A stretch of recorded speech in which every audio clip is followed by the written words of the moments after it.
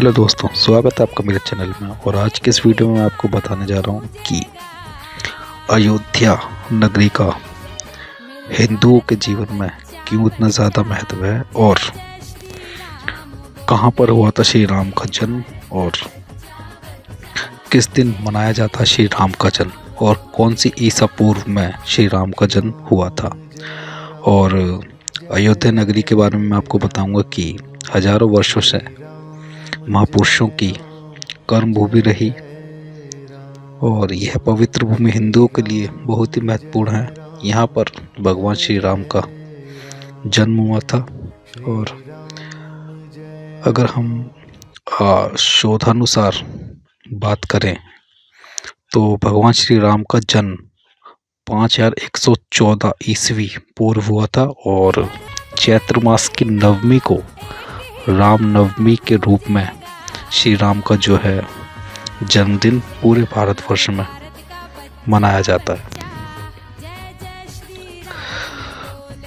अब अगर हम बात करते हैं कि ये भव्य राम मंदिर की जो है स्थापना वो किसने कराई थी, और अगर हम पुरातात्विक तथ्य की बात करें तो अगस्त 2003 में पुरातात्विक विभाग के सर्वे में कहा गया कि यहाँ पर बाबरी मस्जिद बनी थी, जिसको कि एक विवादित ढांचा भी कहा जाता है।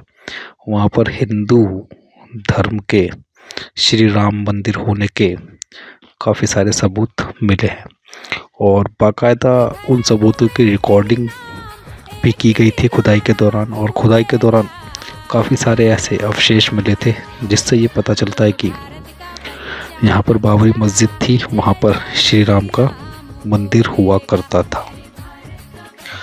और पुरातत्व सर्वेक्षण द्वारा हर मिनट की वीडियोग्राफी और चित्रण को जो है सेव रखा गया है। और इस दौरान जो खुदाई की गई थी, खुदाई में कितनी ही दीवारें, फर्श और बराबर दूरी पर स्थित 50 जगहों से खंभों के आधारों की 2 कतारें पाई गई थी। और खुदाई के दौरान वहां पर एक शिव मंदिर भी दिखाई दिया था। और जीपीआरएस रिपोर्ट की अगर माने तो भारतीय सर्वेक्षण विभाग की एक रिपोर्ट उच्च न्यायालय के रिकॉर्ड में दर्ज है। और 30 सितंबर 2010 को इलाहाबाद उच्च न्यायालय की लखनऊ खंडपीठ ने जो बाबरी मस्जिद थी, जिसको एक विवादित ढांचा कहा जाता है, इस ढांचे के संबंध में ऐतिहासिक निर्णय सुनाया। और जिन जजों ने ये ऐतिहासिक निर्णय सुनाया उन जजों के नाम मैं आपको बताना चाहूँगा।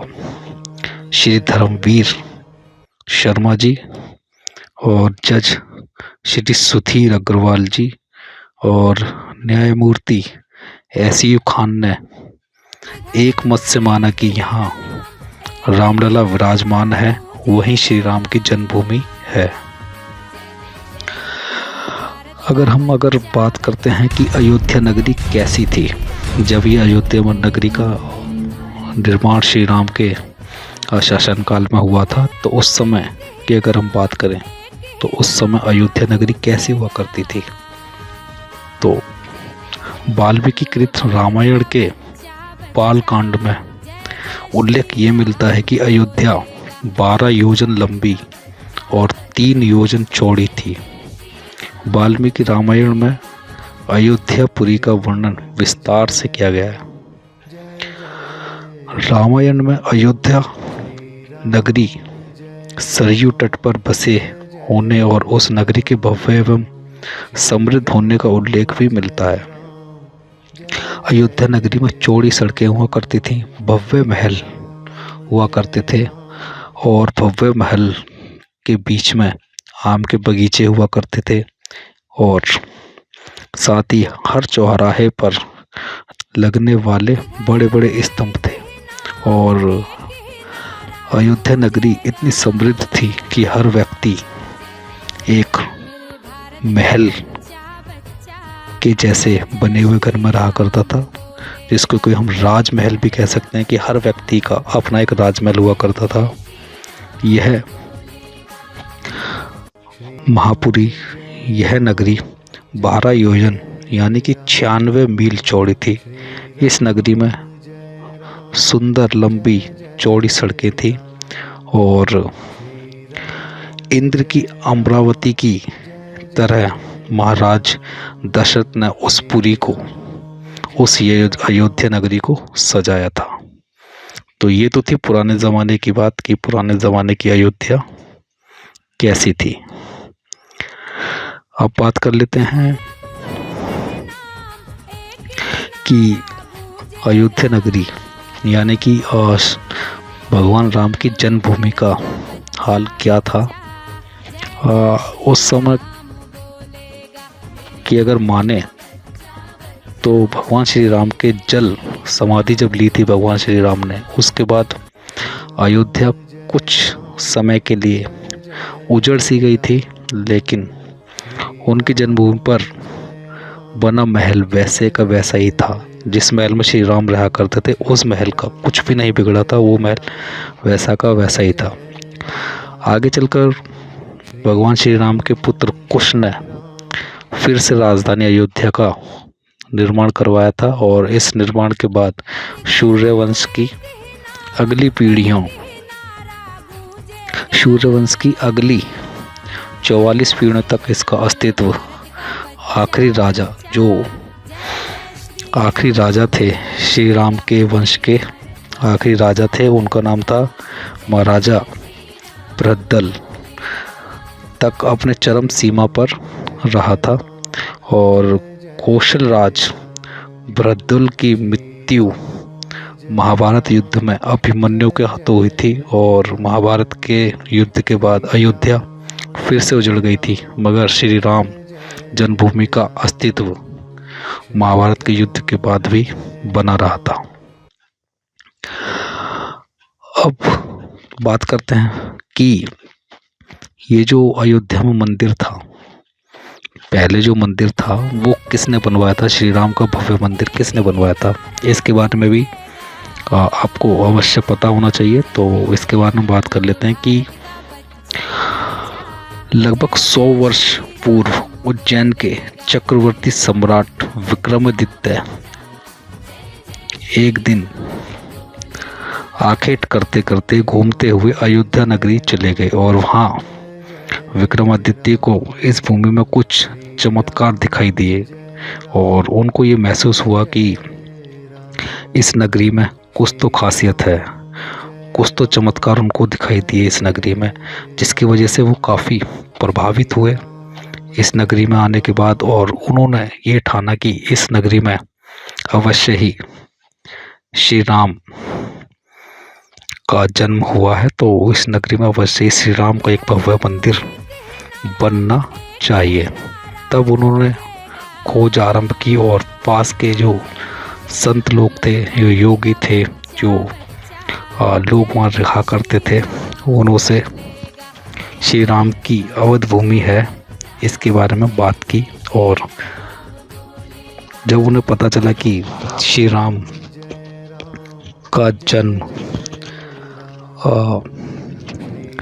अयोध्या में हुआ, तो उन्होंने वहाँ के रहने वाले साधु संतों के निर्देशों के अनुसार एक भव्य मंदिर का जो है वो निर्माण करवाया।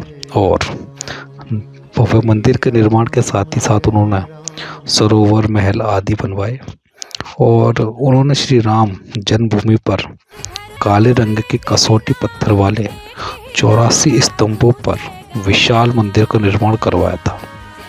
इस मंदिर की भव्यता देखते ही बनती थी और लोग काफ़ी प्रभावित हुए थे। इस मंदिर का जब निर्माण हुआ था, इसको देखने के लिए काफ़ी सारे श्रद्धालु बड़ी मात्रा में पूजा करने के लिए इस मंदिर में जाया करते थे। और जब विक्रमादित्य के बाद किसने इस मंदिर को जो है देखभाल की थी, उनकी भी थोड़ी बात कर लेते हैं कि विक्रमादित्य के बाद राजाओं ने समय समय पर इस मंदिर की देखरेख करनी शुरू कर दी थी। और उन्हीं में से एक शुंग वंश के प्रथम शासक पुष्यमित्र शुंग ने भी मंदिर का जो है देख रेख की थी, जीर्णोद्धार करवाया था। और पुष्यमित्र का एक शिलालेख अयोध्या से प्राप्त हुआ जिसमें उसे सेनापति कहा गया है और उसके द्वारा 2 अश्वमेध यज्ञों के किए जाने का भी वर्णन मिलता है। और काफ़ी सारे अभिलेख से ये ज्ञात होता है कि गुप्त वंशीय चंद्रगुप्त द्वितीय के समय और तत्पश्चात काफ़ी समय तक अयोध्या गुप्त साम्राज्य की राजधानी थी। और गुप्तकालीन महाकवि कालिदास ने अयोध्या का रघुवंश में कई बार उल्लेख भी किया था।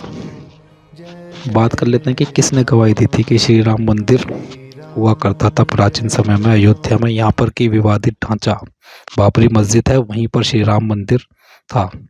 इसकी अगर हम बात करें तो अगर हम प्राचीन इतिहास को उठाकर देखें तो इसके बाद कहते हैं कि चीनी भिक्षु हुआहियान ने यहाँ देखा कि कई बौद्ध मठों का रिकॉर्ड रखा गया है। यहाँ पर 7वीं शताब्दी में चीनी यात्री हैंसोंग आया था। हैंसोंग नाम का एक चीनी यात्री था जो कि 7वीं शताब्दी में अयोध्या आया था। और उसके अगर अनुसार बात करें तो उसके अनुसार यहाँ 20 बौद्ध मंदिर हुआ करते थे और इन 20 बौद्ध मंदिरों में 3000 से ज़्यादा भिक्षु रहा करते थे। और हिंदुओं का एक प्रमुख भव्य मंदिर भी था जहाँ रोज़ हज़ारों की संख्या में लोग दर्शन करने आते थे, जिसे राम मंदिर कहा जाता है। तो अगर हम अपना प्राचीन इतिहास उठाकर देखते हैं तो हमें पता चलता है कि पुराने रिकॉर्डों से भी हमें पता चलता है कि यहाँ पर प्राचीन काल में भव्य मंदिर श्री राम का मंदिर हुआ करता था। और अगर हम बात करें कि हमारे श्री राम का जो मंदिर था उसका पतन कैसे हुआ, कौन सी शताब्दी में उसका पतन होना स्टार्ट हुआ और किसने श्री राम का जो भव्य मंदिर था उसको तहस नहस किया। ईसा की 11वीं शताब्दी में कन्नौज नरेश जयचंद आया और उसने मंदिर पर सम्राट विक्रमादित्य के प्रशस्ति शिलालेख को उखाड़कर फेंक दिया और उस पर अपना नाम लिखवा दिया। अब पानीपत के युद्ध के बाद जयचंद का अंत हो गया। जैसा कि हम सभी को पता है कि जयचंद उस युद्ध में हार गए थे और उनका अंत हो गया था। इसके बाद भारतवर्ष पर काफ़ी सारे आक्रमण हुए और काफ़ी सारे आक्रमण भारतवर्ष पर बढ़ते गए और आक्रमणकारियों ने काशी मथुरा के साथ अयोध्या में भी लूट की और पुजारियों की हत्या की, मूर्तियां तोड़ने लगे, मंदिरों को तोड़ा और मूर्तियां तोड़ने का क्रम जारी रखा। अब 14वीं शताब्दी तक वे अयोध्या में राम मंदिर को तोड़ने में सफल नहीं हो पाए थे और उन्होंने काफ़ी सारे प्रयास भी किए थे अयोध्या में श्री राम मंदिर को तोड़ने के, लेकिन विभिन्न आक्रमणों के बाद भी सभी झंझावातों को झेलते हुए श्री राम की जन्मभूमि पर बना भव्य मंदिर 14वीं शताब्दी तक बचा रहा था और 14वीं शताब्दी तक इस मंदिर को कोई भी क्षति नहीं हुई थी। अब लोगों के अनुसार, हमारे इतिहास के अनुसार सिकंदर लोदी के शासन काल के दौरान की अगर हम बात करें तो यहाँ पर मंदिर मौजूद था और 1527 से 28 में अयोध्या में स्थित भव्य मंदिर को तोड़ दिया गया और उसकी जगह पर बाबरी ढांचा खड़ा कर दिया गया, जिसको कि हम बाबरी मस्जिद के नाम से जानते हैं। तो ये बाबरी ढांचा जो है वो 1527 से 1528 के बीच में खड़ा कर दिया गया था। और मुग़ल साम्राज्य के जो संस्थापक हैं, जो मुग़ल साम्राज्य का पहला मुग़ल शासक है जिसका नाम बाबर था, उसके एक सेनापति ने बिहार अभियान के समय में अयोध्या में श्री राम के जन्म स्थान पर स्थित प्राचीन और भव्य मंदिर को तोड़कर एक मस्जिद बनवाई। और ये मंदिर तोड़कर जो मस्जिद बनी थी, जिसको कि हम बाबरी मस्जिद कहते हैं, ये 1992 तक जो है वो रही थी। और बाबरनामा के अनुसार 1528 में अयोध्या पड़ाव के दौरान बाबर ने मस्जिद का निर्माण करने का आदेश दे दिया था। तो फ्रेंड्स, ये थी पूरी जानकारी कि अयोध्या मंदिर कैसा था और श्री राम मंदिर किसने बनवाया था, श्री राम मंदिर किसने तोड़वाया था। और मैंने अपनी तरफ से पूरी कोशिश की है श्री राम मंदिर के बारे में बताने की, अयोध्या नगरी के बारे में बताने की, अयोध्या नगरी कैसी थी और किसने श्री राम मंदिर को बनवाया था। तो फ्रेंड्स, वीडियो थोड़ी लंबी बेशक है, लेकिन मुझे लगता है कि इसमें मैंने जो भी आपको जानकारी देने की कोशिश की है वो अब तक मैं पहुंचाने में कामयाब रहा हूं।